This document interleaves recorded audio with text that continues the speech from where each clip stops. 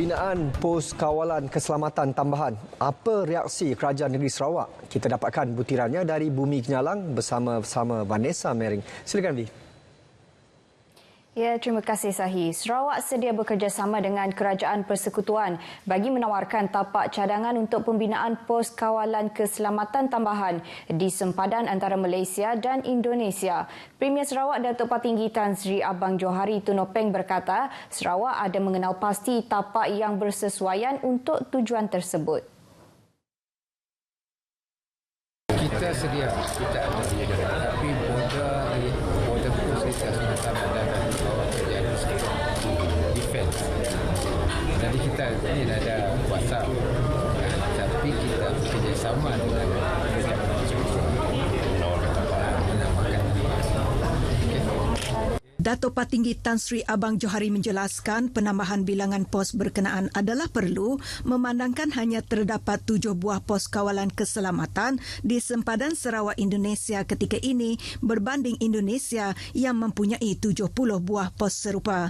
Sementara itu, Premier turut menzahirkan ucapan terima kasih kepada Kerajaan Persekutuan atas peruntukan RM1 bilion bagi membangunkan kemudahan dan meningkatkan keselamatan di sepanjang sempadan Sabah dan Sarawak dengan Indonesia yang diumumkan pada Januari lepas.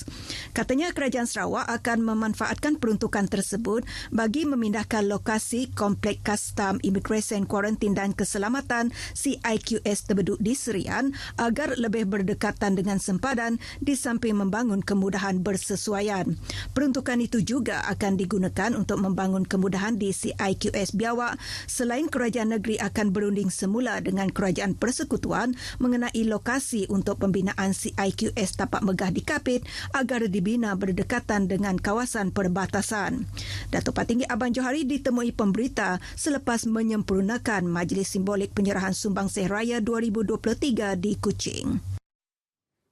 Sebanyak 12 buah persatuan Islam di Sarawak menerima sumbangan bernilai RM902,000 daripada Majlis Islam Sarawak MIS di Kuching. Sumbangan geran yang disalurkan bagi membantu pengurusan saudara baharu itu disampaikan oleh Premier Sarawak Datuk Patinggi Tan Sri Abang Johari usai solat maghrib pada Majlis Khatam Al-Quran dan Iftar Perdana Agensi Islam.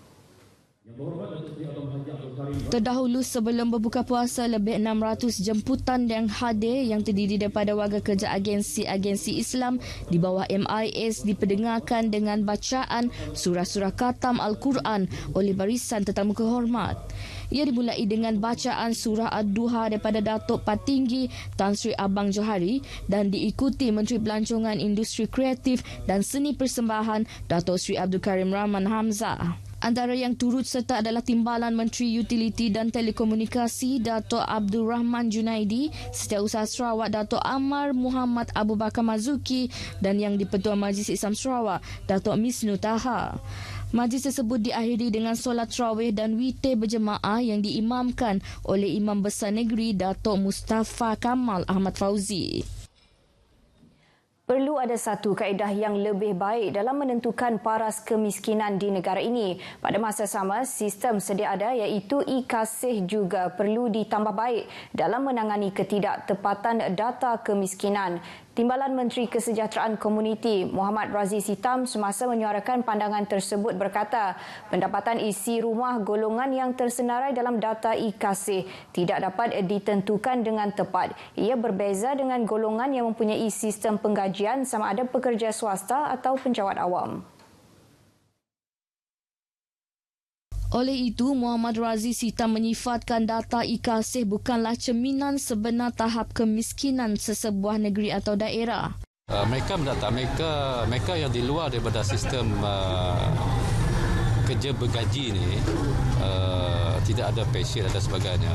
Kita tak ada satu sistem khusus untuk menentukan mereka ini adalah kategori miskin ataupun di bawah kemiskinan dan sebagainya.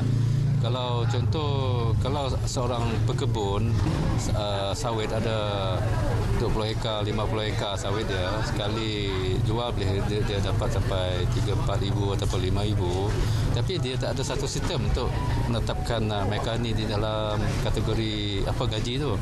Penggajiannya, tak ada sistem penggajian. Sebab itu dibuat sepenuhnya.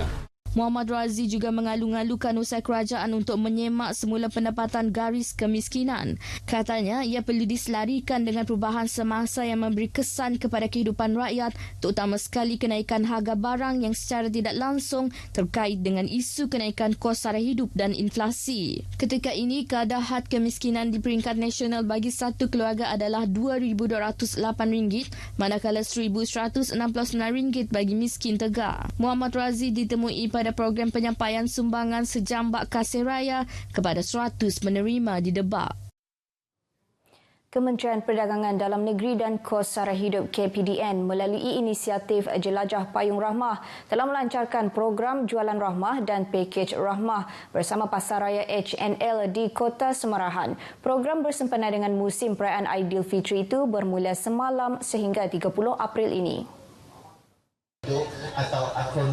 Program tersebut bertujuan untuk meringankan beban rakyat melalui jualan murah bagi barangan keperluan khasnya untuk persediaan menjelang Hari Raya dengan diskaun sehingga 30% berbanding harga pasaran sedia ada. Dalam satu kenyataan media, program Jualan Rahmah itu telah dilaksanakan di 3,225 lokasi di seluruh negara dengan nilai jualan melebihi RM54 juta. Setiausaha politik kepada Menteri KPDN Suhaizan Kayat hadir mewakili Menteri bagi menyempurnakan majlis pelancaran program tersebut. Terdahulu, Suhaizan turut merasmikan program Bazar Ramadan Rahmah peringkat negeri Sarawak di Uptown Kota Semarahan yang menyaksikan lebih 64 daripada 140 orang peniaga menawarkan menu rahmah kepada pelanggan. Selain penyediaan kaedah pembayaran secara digital melalui program inisiatif pendigitalan sektor peruncitan, anjuran bersama KPDN dengan rakan-rakan strategik iaitu Sarawak Pay Global dan Majlis Perbandaran Kota Semarahan. Kerajaan diharap akan menaikkan jumlah saman permit kemasukan kenderaan VEP di sempadan negara. Senator Dewan Negara Dato' Ahmad Dato' Sri Ibrahim berkata ini kerana jumlah saman sedia ada amat rendah iaitu RM150 dan berharap cadangan beliau dinaikkan sehingga RM500 akan diluluskan kerajaan. Masuk, tertangkap denda RM150 saja. Jadi saya ada mohon dengan Timbalan Menteri Musim dalam Dewan Negara kalau boleh dinaikkan ke RM500. Tapi ia kena mengembat ke kabinet lah. Tidak akan berunding sama diri kalau boleh dinaikkan. Ya. Itu adalah satu-satunya yang baguslah kerana prosesnya akan dipercepatkan kerana online kena itu. Dato' Ahmad menjelaskan ini kerana kuasa bagi pelaksanaan penguatkuasaan berada di bawah Kementerian Dalam Negeri. Beliau memberitahu demikian kepada media selepas majlis berbuka puasa bersama Timbalan Premier Dato' Sri Profesor Dr. Sin Kuhian di Kuching. Dalam pada itu, Dato' Ahmad memaklumkan satu kejohanan e-sport akan diadakan pada 6 hingga 7 Mei depan. Kejohanan sulung itu menawarkan hadiah wang tunai terkumpul RM4,000. Institut Koperasi Malaysia IKMA akan terus memainkan peranan sebagai agensi pembangunan modal insan koperasi bagi memastikan gerakan koperasi tidak ketinggalan dalam menguasai ilmu dan kemahiran tadbir urus koperasi. Ke arah itu, Ketua Pengarah Institut Koperasi Malaysia, Datuk Muhammad Ali Mansor berkata, sebuah universiti iaitu Universiti Keusahawanan Koperasi Malaysia UKKM yang ditubuhkan IKMA akan mula beroperasi pada bulan Julai ini dengan pengambilan mahasiswa program ijazah sarjana diikuti program diploma dan ijazah sarjana muda pada bulan September nanti. Datuk Muhammad Ali turut mengalukan gerakan koperasi di Sarawak untuk terlibat sama dalam pembangunan UKKM yang standard pendidikannya bercirikan keusahawanan koperasi di Malaysia. Beliau berucap merasmikan program bicara ilmu Ramadan komunikasi berpengaruh pembuka rezeki merintis kejayaan di Miri. Beliau menambah program itu diharap dapat mewujudkan kesedaran dalam kalangan ahli kooperator tentang kepentingan komunikasi berkesan dan mengawal emosi secara efektif serta diadaptasi dalam aktiviti seharian. Malah, beliau memberitahu ia selaras dengan objektif pembangunan modal insan oleh IKMA yang turut merangkumi kemahiran berkomunikasi ke arah memastikan gerakan koperasi terus kekal kompetitif dan berdaya saing. Ceramah yang disampaikan oleh penceramah bebas Ustaz Muhammad Haris Muhammad Ismail turut dihadiri oleh lebih 100 ahli koperasi berbilang kaum dan agama di Miri. Pada majlis itu, Datuk Muhammad Ali turut menyampaikan sumbangan bersempena sambutan Hari Raya yang menjelang tiba kepada lebih 20 anak yatim dan ibu tunggal yang terpilih sebelum bersama-sama berbuka puasa. Perkongsian itu tadi mengakhiri berita dari Sarawak. Salam Malaysia Madani, kita kembali bersama Sahih di Angkasa Puri. Silakan. Baik, Vi, terima kasih.